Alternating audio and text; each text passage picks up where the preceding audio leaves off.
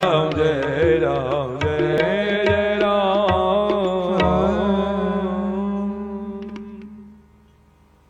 मन की विषय वासनाएं। अच्छा, सारा खेल मन का है बाप, मन का।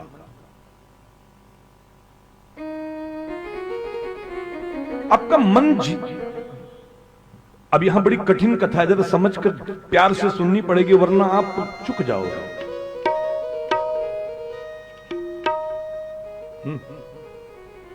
जरा सा समझने में चूक हुई तो आपका अर्थ का अनर्थ करोगे।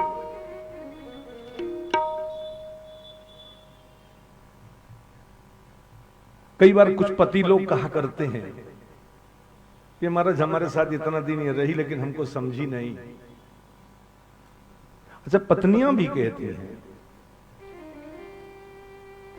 कि महाराज हम 35 साल हो गया शादी हुई इनके साथ, लेकिन ये हमको समझे नहीं।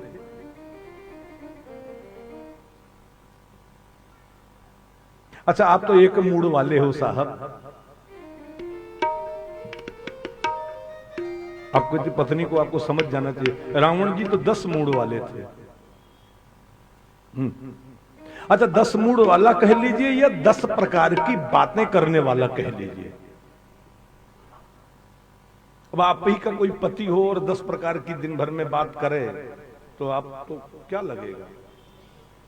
रावण जी को ये श्राप था कि जिस दिन तुम 10 अपने 10 मुख से 10 शब्द बोलोगे ना, उसी दिन तुम्हारी मौत के 10 दिन रह जाएंगे।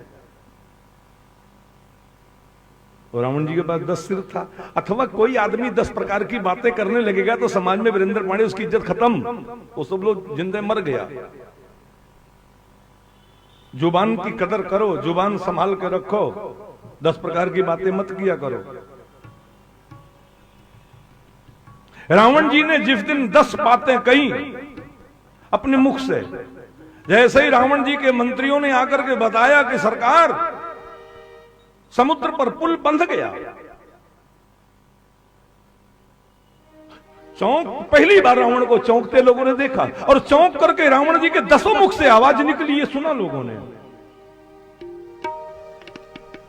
रावण जी के मुख से आवाज निकली, बांधेऊ बांधेऊ जलनिधि।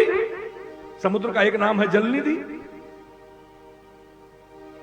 बहुत नीर है इसे नीर निधि।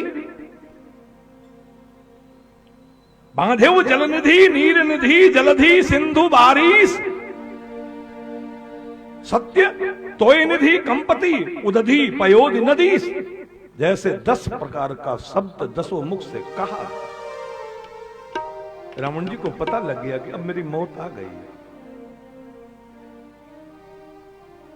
अच्छा, 10 प्रकार की बातें करोगे आप तो समाज में आपको लगेगा कि अब डेड हुए अशोक बाबू। भगवान राम जी एक बचनी थे, याद रखना, इसलिए उनकी पूजा हो रही है, उनकी कथाएं गाई जा रही हैं।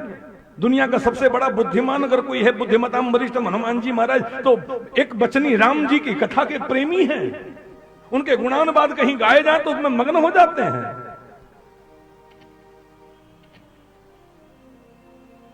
अच्छा, बहुत सुंदर घर बना लिया आपने, तो आप समझते हो कि अब हमको किसी प्रकार की चिंता नहीं होगी।